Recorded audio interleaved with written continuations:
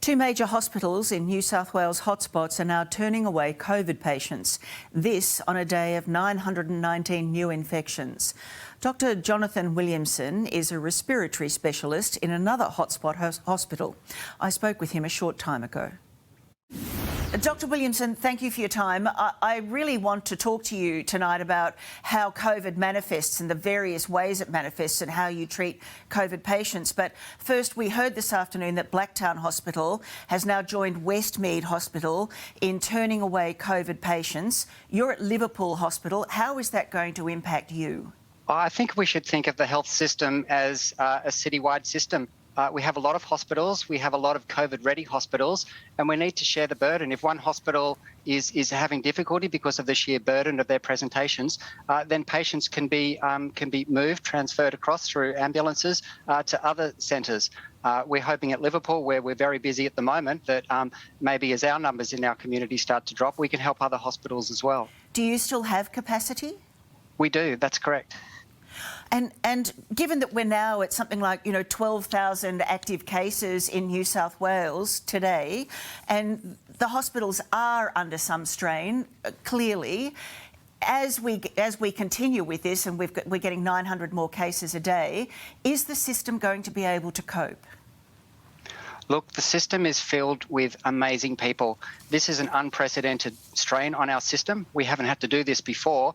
We're learning as we go, but we're learning in a very collaborative way. We've got great people in charge. We've got great people at the coalface. Our COVID capacity has gone from about 20 beds in the first wave to close to 100 beds at the moment, and we've got plans in place so that we can deal with many more than that. And I believe all the hospitals are increasing their capacity likewise. We're having to do lots of things, change our air conditioning systems, get in HEPA filters, train staff very quickly. But it's something that we're able to do. We're an agile workforce. We've got great, passionate people who really care about the work they do. And I think we're doing pretty well in a very, very challenging situation. And are you struggling to find people, workforce? We're having to share the workforce around. We've got fantastic volunteers at Liverpool Hospital. We asked non-respiratory and non-infectious diseases doctors who would put up their hands to come and help out as we expand the numbers of COVID teams. And lots of people from neurology, from anaesthetics, from surgical fields, people are putting their hand up. They want to be able to help. But not only are those people helping, it means everyone else is doing extra work in the usual sort of business as usual type sphere, because we have a lot of non-COVID patients to look after as well. Yes, you do. Those of us on the outside are filled with admiration for you, by the way, and we thank you for your work. Let's move on to, I said to you at the outset, I wanted to pick your brains, if you like, on the various manifestations of COVID, because I think it's still confusing to some people. Last year, COVID mostly impacted seniors across the world, not just senior Australians. Delta is hitting young people hard, or much harder. Why is that? Well, part of that might be that a lot of our older population have been vaccinated already, which is great, but it's a more virulent strain. It makes people sicker, and it's highly infectious, much more infectious than the initial strains and the alpha strain that we saw. So more people are likely to get infected. Bear in mind, the majority of people will still have a relatively mild illness. It's kind of like a bad sort of cold. They might be sick longer than a usual cold, might have a terrible headache, they might have some gastro symptoms, but the majority of these people are going to get through. It's only a very small number of those people who are becoming quite unwell. And why is that? Why is it that, say, a fit, healthy 30-year-old might die or become very ill with COVID, whereas someone who's 50 years old will just have a sniffle? Look, Tracy, we don't know that yet. There's great research looking into it. There's something about the way the Delta virus gets into some people and seems to elicit this terribly strong inflammatory response where their lungs kind of fill up with fluid and protein, and they can't breathe properly. Why that happens to one person and in the same family another member might be affected to a much lesser degree, we don't know. So we have to assume that everyone could become unwell and make sure that we care for everybody. Does the not knowing frustrate you? We're, 18 months, 19 months into this pandemic? There's so much we still don't know. Absolutely.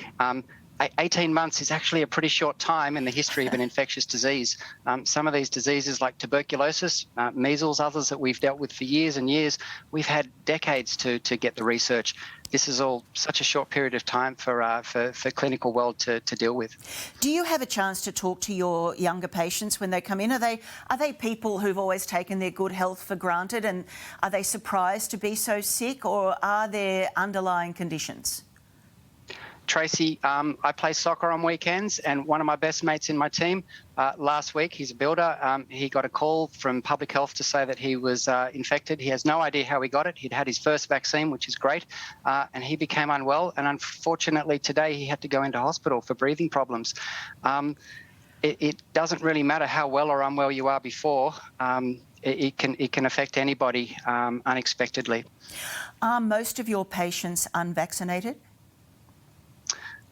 Certainly, I've just come off a very long on-call block, which was earlier on in this wave, and certainly by far the majority were. I did have a few vaccinated patients, and they all got through great. They may have been a bit unwell, they might have felt lousy, but none of them to date have had that really serious respiratory failure. Do they give you an insight into why they're unvaccinated?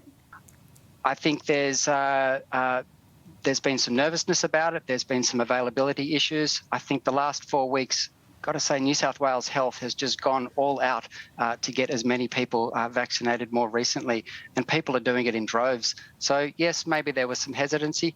I was vaccinated right at the beginning, and I was nervous about it. I mean, I didn't know what the vaccine was going to do, but I've seen now what it does. So I'm hoping that that's really being overcome. We have heard of terrible circumstances where people have been almost recovered from COVID and suddenly they have died. Then doesn't happen very often, but it's happened. Why does COVID suddenly go badly quickly?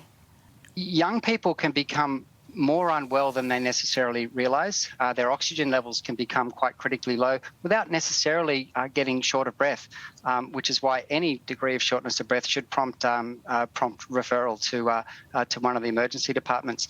There's fantastic community COVID response teams in place at the moment, calling patients to get their symptoms checked on a daily basis, and any sort of red flag symptoms, such as shortness of breath, would prompt someone to come in. Other things, there might be unrecognised underlying heart conditions or lung conditions or blood clots. We don't really know. I guess it'd be important to point out, though, that we've got nearly 10,000 infections in New South Wales. Our death rate is actually very low. It's less than about 0.5%. So terrible cases occur, but the vast majority of people are getting through this with our health system intact.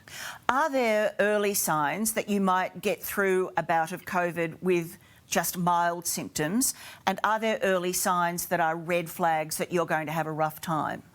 Not really at the beginning. I mean, everybody can get a fever, can get a sore throat. Loss of taste and smell is quite a profound symptom that people experience. Terrible headaches that are, much more than your standard sort of headache that might resolve with a couple of Panadol. It's really the shortness of breath, maybe a sensation of dizziness when you get up and walk around, that would trigger you to be much more concerned that this person is developing a more significant form of the COVID illness. Do you feel optimistic that your job's going to get easier because vaccination rates are so high at the moment, that people are stepping up? Oh, absolutely.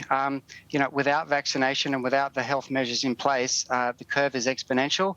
With these things in place, it is a bell curve. It'll reach a peak and it'll come down. And I'm hoping that peak is as soon as possible. That's what the indications are, but we just got to keep plugging away, and it'll probably get harder for frontline workers, at least over the next few weeks. We wish you luck. Thank you. Thank you for your time. Thanks very much, Tracy. Dr. Jonathan Williamson.